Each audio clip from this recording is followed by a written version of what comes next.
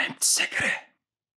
Si je te dis que je peux te donner une méthode d'entraînement qui prend peu de temps, peu de matériel, que tu peux faire n'importe où, qui a une infinité de possibilités, qui a des bienfaits extraordinaires pour ta santé, tout ça pour la modique somme de gratis, qu'est-ce que t'en penses? Puis si je te dis qu'en plus de ça, je te l'explique en moins de 5 minutes, ce serait fou de dire non. Bon ben, accroche-toi parce que cette semaine, je te parle des HIIT.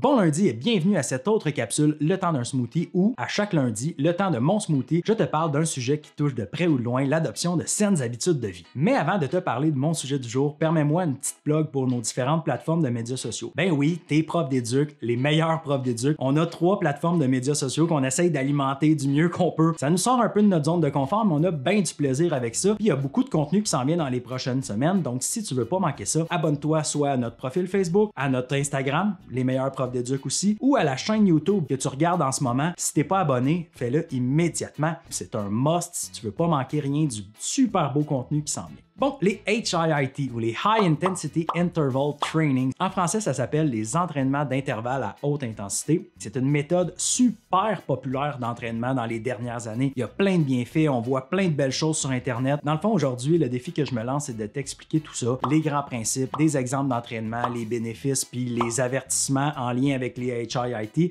en moins de 5 minutes. C'est un bon défi.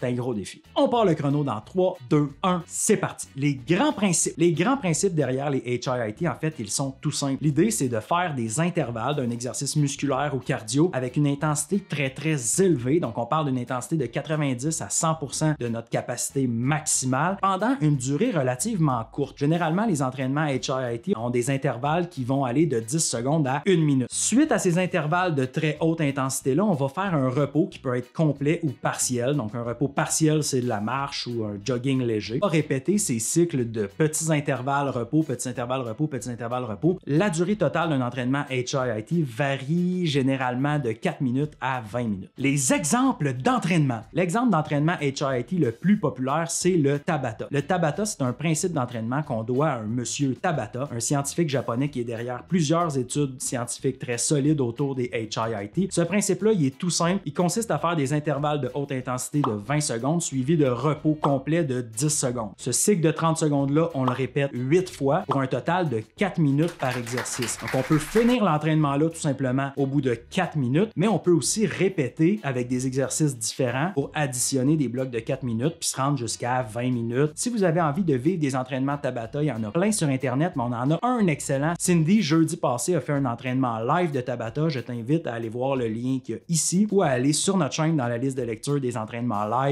Tous les entraînements live depuis le début sont là. Deuxième exemple d'entraînement, c'est les intervalles de sprint. Par exemple, on pourrait faire un sprint à la course de 15 secondes avec une intensité très élevée, suivi d'un 45 minutes de marche ou de jog léger. On répète ce cycle total d'une minute-là 10 fois et ça nous donne un entraînement de 10 minutes avec plein de bénéfices. Troisième exemple d'entraînement, ça pourrait être un intervalle d'exercice musculaire à haute intensité. Donc, on pourrait faire par exemple un 30 secondes de burpee suivi de 30 secondes de pause, 30 secondes de squat suivi de 30 secondes de pause, 30 secondes de push-up suivi de 30 secondes de pause, 30 secondes de sit-up suivi de 30 secondes de pause. Ça nous donne un bloc total de 4 minutes qu'on peut répéter 3 fois pour un total de 12 minutes. Donc c'est un entraînement qui est assez court, mais qui vient recruter plein de parties du corps et qui peut être super intéressant. Le dernier exemple que je vais vous donner aujourd'hui, ce sont les EMOM. Je vous en parle pas bien plus parce que dès ce jeudi, je vais faire un entraînement live de EMOM. Donc c'est un principe d'entraînement, je vais vous l'expliquer à ce moment-là. Donc vous avez juste à vous connecter sur notre chaîne YouTube ou notre chaîne Facebook pour avoir l'entraînement en live. Si jamais tu viens du futur et que tu écoutes cette capsule-là en 2040, mais tu es probablement passé tout droit. De 1, j'espère qu'on a trouvé un vaccin contre le COVID. De 2, j'espère que les voitures volent enfin. Et de 3, ben, je vais t'inviter à aller dans notre chaîne, dans la liste des entraînements live. La liste de tous les entraînements en direct qu'on a fait depuis le début sont là dans cette liste de lecture. Les bienfaits des HIIT. Les bienfaits des HIIT, ils sont nombreux puis on a beaucoup d'études scientifiques très solides qui viennent appuyer appuyer ces bienfaits-là. Par contre, aujourd'hui, tu comprends que je vais passer un peu rapidement puis je vais me permettre de simplement les lister. Le premier bénéfice, c'est que les entraînements HIIT prennent peu de temps. On sait que le temps est souvent l'excuse favorite des gens qui skippent les entraînements. Avec les HIIT et des entraînements de 4 à 20 minutes, cette excuse-là n'existe tout simplement plus. Deuxième bénéfice pour les HIIT, c'est que ça prend très peu de matériel. Même si je peux faire des entraînements à haute intensité avec un paquet de matériel, le minimum, c'est zéro matériel. Ça m'amène au troisième bénéfice, qui est aussi l'accessibilité de ces entraînements-là, peu importe le lieu. Je peux faire des HIIT au gym, comme je peux le faire dans le parc, comme je peux le faire dans mon sous-sol ou dans mon salon. On a besoin de très peu d'espace, très accessible. Quatrième bénéfice, c'est la quantité de possibilités qu'on a au niveau des entraînements HIIT. On peut avoir des tonnes et des tonnes de ressources en ligne, que ce soit YouTube ou des sites web comme Fitness Blender. Tu viens ma capsule? Ouais, ça.